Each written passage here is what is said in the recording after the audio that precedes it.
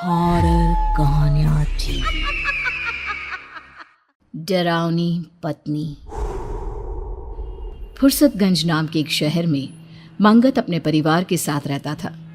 मंगत की पत्नी सुनीता ने अभी कुछ महीनों पहले ही एक सुंदर बेटे को जन्म दिया था, जिससे अब मंगत की जिंदगी खुशियों से भर गई थी। सुनो, बच्ची और घर का काम दोनों एक साथ करना मुश्किल हो जाता है। फिर काम में देरी होती है तो आपको भी दिक्कत होती है। क्यों ना हम कुछ समय के लिए किसी को मदद के लिए रख लें। ठीक है। मंगत और सुनीता ने यह निर्णय लिया ही होता है कि कुछ दिनों बाद शांता वहां काम मांगने आती है और मंगत शांता को अपने घर में काम पर रख लेता है। शांता कुछ ही दिनों में घर का सारा काम ठीक तरह से संभाल लेती है, जिससे सुनीता को अपने और बच्चे के लिए अच्छा खासा वक्त मिलने लगता है। एक सुबह सुनीता जॉगिंग के लिए घर से बाहर जा रही होती है, तभी दरवाजे के सामने उसे कुछ चमकता हुआ रखा दिखाई देता है। वो उसके पास जाती है। अरे, ये नींबू तो सोने की तरह चमक रहा है। कहीं सच में सोने का नींबू तो नहीं? रख लेती हूँ, बाद में इसकी जांच करा लूंगी।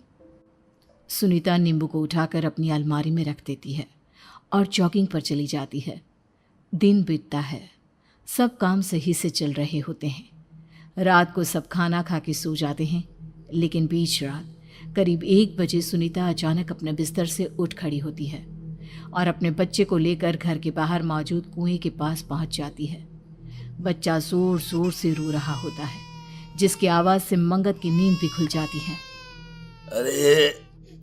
अरे ये कहाँ रो रहा है? मंगत इधर उधर देखता है, पर बच्चा कहीं ना दिखने पर वो आवाज़ सुनते हुए दरवाज़ा खोल घर से बाहर निकल जाता है और सामने का नज़ारा देख उसकी आंखें फटी की फटी रह जाती है, जहां सुनीता बच्चे को गोद में लिए कुएं की दीवार पर खड़ी थी। ठहर जाओ सुनीता, ये तुम क्या कर रही हो? सुनीता मंगत की ओर देखकर कुछ अजीब तरह मुस्कुराने लगती है। मंगत तेजी से भागकर उसके पास जाता है और बच्चे को छीनकर सुनीता को दीवार से नीचे उतारता है। तुम्हारा दिमाग खराब हो गया है क्या? तुम बच्चे को लेकर यहाँ क्यों आई? आखिर तुम करना क्या चाहती थी? मंगत ये बोल ही रहा होता है कि सुनीता बेहोश हो जाती है। सुनीता की हालत देख मंगत को कुछ समझ में नहीं आता। वो उसे उठाकर कमरे में ले जाता है। आज से पहले सुनीता ने ऐसा कुछ नहीं किया। आखिर ये सब था क्या और क्यों? मुझे विशाल से बात करनी चाहिए। अगले दिन मंगत अपने मनोवैज्ञानिक दोस्त विशाल को फोन करके उसे सारी बात बताता है, जिसके कुछ ही देर बाद विशाल उनके घर पहुंच जाता है और सुनीता से बात करके उसके मन की दशा जानने की कोशिश करने लगता है। अरे तुम चिंता मत करो मंगत, घबराने वाली कोई बात नहीं है। ये स्लीप वॉकिंग का नतीजा हो सकता है। मैंने भाभी को दवाइयाँ दे दी हैं, अब मैं चलता हूँ, ध्यान रखना अपना। विशाल वहां से चला जाता है, जिसकी कुछ दिनों तक तो सब ठीक रहता है, लेकिन फिर एक शाम जब मंगत ऑफिस से घर लौटता है तो अपने कमरे का नज़ारा देख उसके होश उड़ जाते हैं, जहां सुनीता ने एक बड़ी रस्सी पंखे से बांध रखी थी और दूसरा सिरा अपने मासूम बच्चे के गले में बांध रही थी। सुनीता, अरे तुम पागल हो गई हो क्या? आखिर तुम्हें क्या हो गया है? तुम हमारे बच्चे की जान लेना चाहती हो क्या? हटो यहाँ से। मंगत सुनीता को धक्का दे बच्चे को गोदी में ले लेता है, जिसके बाद एक बार फिर सुनीता बेहोश होकर गिर पड़ती है। मंगत उसी वक्त विशाल को फोन कर घर बुला लेता है। विशाल, मेरी तो कुछ समझ में नहीं आ रहा। आखिर ये सब मेरी जिंदगी में क्यों हो रहा है? न जाने अचानक सुनीता को क्या हो गया है। वो बार बार अपने ही बच्चे की जान लेने की कोशिश क्यों कर रही है? अचानक भाभी को पड़ रहे इन सब दौरों का रीजन तो मुझे भी कुछ समझ में नहीं आ रहा। लेकिन तुम फिक्र मत करो, मैं कुछ सोचता हूँ। बस तुम बच्चे का ध्यान रखना।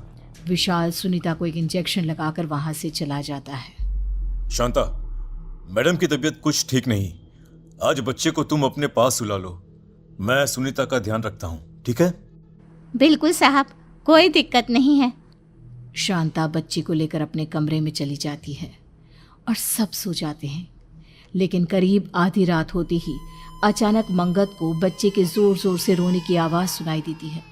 वो तुरंत उठकर देखता है तो सुनीता अपनी जगह पर नहीं होती। नहीं। मंगत भागता हुआ शांता के कमरे के पास पहुंचता है, लेकिन शांता और बच्चा उसे कहीं दिखाई नहीं देते। आखिर ये दोनों कहाँ गए? मंगत आवाज सुनते हुए घर में इधर उधर घूम रहा होता है। आवाज तो बेसमेंट से आ रही है। आखिर शांता बच्चे को लेकर बेसमेंट में क्या करने गई है? वो फौरन बेसमेंट में पहुंचता है, लेकिन वहां का नजारा देख उसके पैरों तले जमीन खिसक जाती है। शांता ने बच्चे को खून से बने एक गोले के अंदर लिटा रखा था और बगल में आग जलाकर वो जोर जोर से मंत्र पढ़ रही थी। शांता के खुले बाल, लाल सुर्ख आंखें देख डर से मंगत के मुंह से एक शब्द नहीं निकल पाया। वो हिम्मत कर चुपचाप धीरे धीरे बढ़कर बच्चे को उठाने की कोशिश करने लगा, लेकिन तुरंत शांता ने एक लोहे की रॉड से उसके सर पर वार कर दिया। मर गया। अरे अब मुझे कोई नहीं रोक सकता। खून से लथपथ मंगत किसी तरह अपना फोन निकाल विशाल को कॉल लगा देता है। दूसरी तरफ मंगत का बच्चा जोर जोर से रो रहा था और साथ ही शांता बिना रुके तेज आवाज में मंत्र पढ़े जा रही थी। ओम भट स्वाहा, अंकली कांकली स्वाहा, ओम भट स्वाहा, अंकली कांकली स्वाहा। कुछ देर बाद विशाल वहां आता है, पर शांता अपने मंत्रों में इतनी मग्न होती है कि उसका ध्यान उस पर नहीं जाता और इसी का फायदा उठाकर वो चुपके से लोहे के डंडे से शांता पर वार कर देता है और लपक कर उसे पकड़ रस्सी से बांधने लगता है। छोड़ मुझे, तू नहीं बचेगा, कोई नहीं बचेगा यहाँ, छोड़। शांता को रस्सी से बांध विशाल बच्चे को गोदी में उठा लेता है। अपने बच्चे की जान बचती देख मंगत राहत की सांस लेता है। इतने दिनों से मेरे घर में जो अजीबोगरीब घटनाएं हो रही थी, उसके पीछे मेरी पत्नी की मानसिक स्थिति नहीं, तेरा काला जादू था। बोल बोल, ये सब तूने ही किया है ना? बोल। हाँ, तूने बिल्कुल सही कहा, सब मैंने किया, और अगर आज ये बीच में नहीं आता तो मैं अपने मकसद में कामयाब भी हो जाती।